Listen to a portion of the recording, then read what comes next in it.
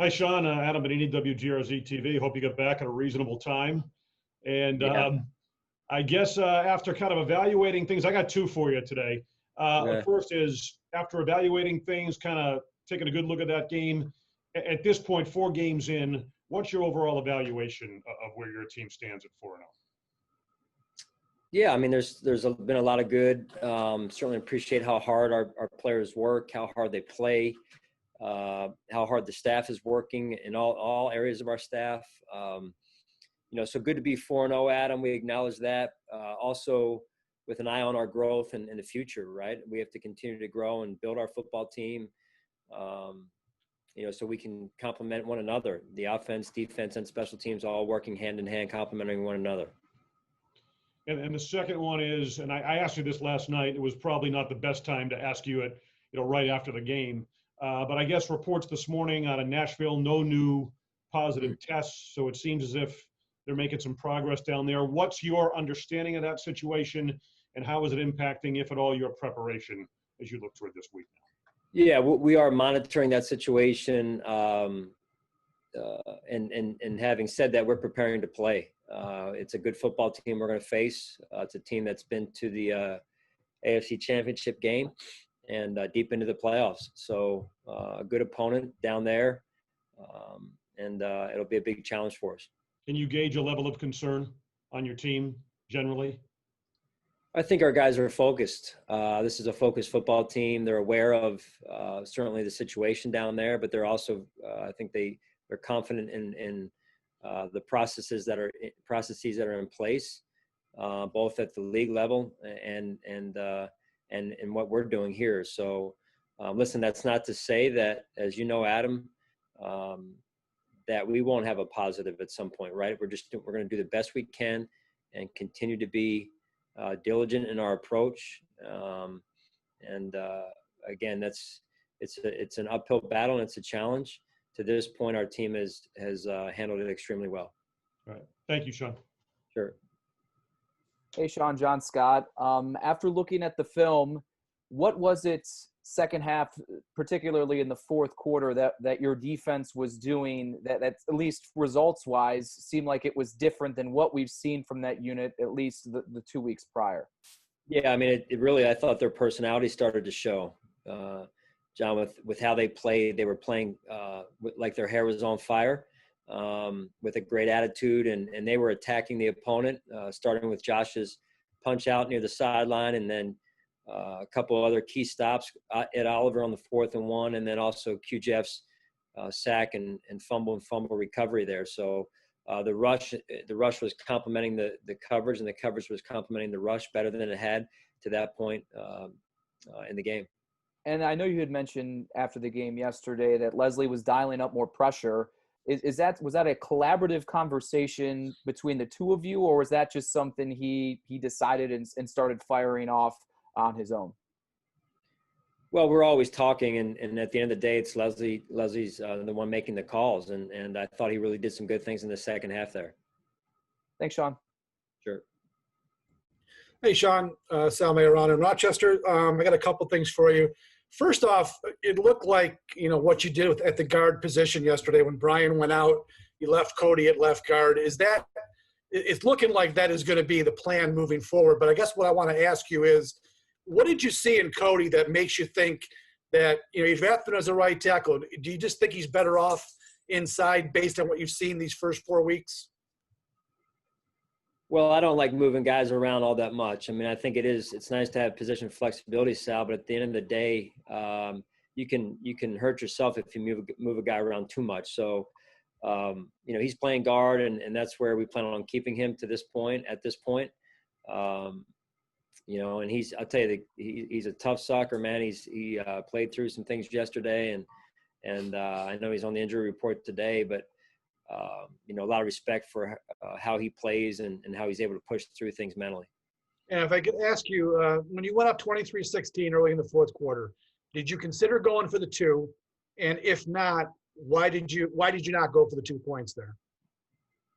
When we scored to go you up. went up 23-16, so if you kicked the point, it's still a 1 possession game. you didn't know he was going to miss, obviously. But had you gone for 2 and made it becomes a 2-possession game, did you Right. consider doing that at any point last night? Yeah, we always talk about those situations, even honestly, Sal, before they come up. I've got 2 guys in the booth that do a great job, and Mark Lubick and Dennis Locke for me from an analytics standpoint and number standpoint. So we're always having those discussions even before we score in those situations. Okay. Thanks, Sean. Sure. Hey, Sean, good to see you. Just want to ask you, I think it was in August, it was definitely before the season started. Someone had asked you about the naysayers and kind of the doubters facing Josh Allen. And you said something to the effect of, it's understandable until he silences that, it's going to continue to come up. Do you think that he's done enough to silence that so far? Well, he's certainly off to a good start, Heather, and I'm extremely proud of him and Coach Dable and Coach Dorsey and the entire offense. Honestly, they've really come together in a short amount of time, and that's a lot harder.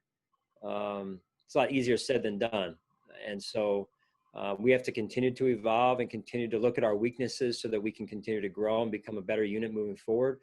I think to this point we're off to a good start, as is Josh, and as you know. A lot of the offense runs through the quarterback, and I'm really proud of Josh. I thought he had a really good day yesterday, all but for about 1 or 2 plays there, which I know he wants back, as we all do. So, but hey, there's a lot of room for growth for all of us, and I'm excited about us getting back in here and having a good week of practice.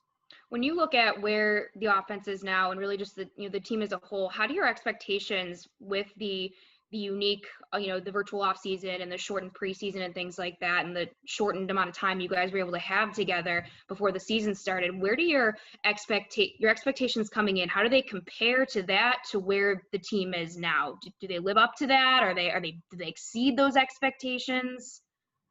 Well, we always have high expectations of ourselves, and I think that's a healthy balance there, and a healthy approach, Heather. And a lot of time went into our planning.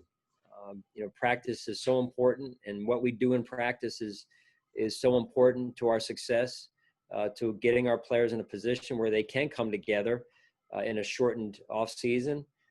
I'm really proud of the way the staff worked to do that. Thanks. Sure. Hey, Sean, Thad Brown. Good to see you. Appreciate it. Sure, Thad. League sent out a memo today reminding teams about the COVID rules and threatening, among other things, forfeiture of draft picks, maybe even forfeiture of games. I wonder, have you seen the memo, and what was your reaction? And I think more specifically, do you think it was something that was necessary for the league to send out? I do. I appreciate the league being firm with their approach. And listen, we're trying to have a season. We're trying to, play each week, 1 week at a time, and keep the kind of the balance of the competitiveness where it needs to be. And so I appreciate the leadership from the league taking that very firm approach. In my opinion, it's necessary, especially with what we're trying to accomplish for all the way back from the draft to the conclusion of our season and crowning a champion when the time is right. And then any injury updates, I guess specifically Winters, Josh Allen, and Matt Milano? Yeah, Winters is day to day. Milano is probably going to be a week to week type of situation. And who else? I'm sorry, who else? Josh Allen. Just checking with Josh Allen's shoulder. Yeah, Josh is in pretty good shape as of this morning. Okay. Thanks, Sean. Appreciate it. Sure. Thanks, Dad. Hey, Coach, as you turn the page to playing the Titans, this is a team that you're now facing for the 3rd straight year. The last 2 games, pretty close, 1-score games. Why is it important, just like, any team, to not take this team lightly, even if they have been online and virtual for the last week and haven't been back in their facilities yet? Well, when you look at it, honestly, Maddie, they've gotten a lot of rest probably over the last X amount of days. So they should be fresh, their team. But just focusing on our team, this is a good football team we're going to face. Like I said earlier, they went to the AFC Championship game last year, and we're up on the Chiefs, into the game there. And we know that the talent that they have on that roster, and we're playing at their place. So, listen, all those things are reasons why we need to have our focus in the right spot and right away this week as we move forward here. Thanks, Coach. Sure. Hey, Sean. I want to ask you a little bit about Ken Dorsey. Obviously we talk a lot about, Brian as his obvious impact on Josh in this offense, but from your perspective now in a little bit over a year, what impact has Ken made and how important has he been in this whole process with the offense?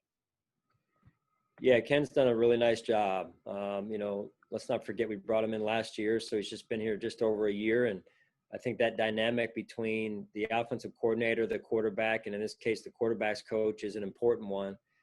Those relationships can get sideways awful fast. And it takes an unselfish man of high character to be able to balance that and handle it the right way on a day-to-day approach. Because there's times when the coordinator is going to come in and trump maybe what's already been said. So that said, that both Brian and Ken, those voices that are in Josh's ears can be at times too much at times, right? If they're not, especially if they're not saying the same thing consistently.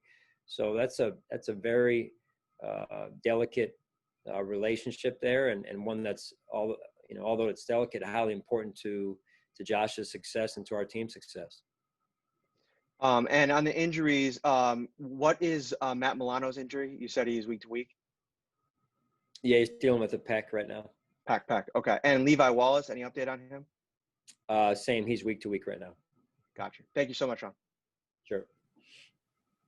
Hey, Sean, last night we heard energy and juice so many times from the guys, especially guys on defense. And I was wondering, how big of an impact does the lack of a crowd have on a defense? It feels like that unit as a whole, it really thrives on emotion and energy, and hearing them say things like, it's dead silent out there and it's weird. It makes me think, wow, is it really that big of an impact not having a crowd?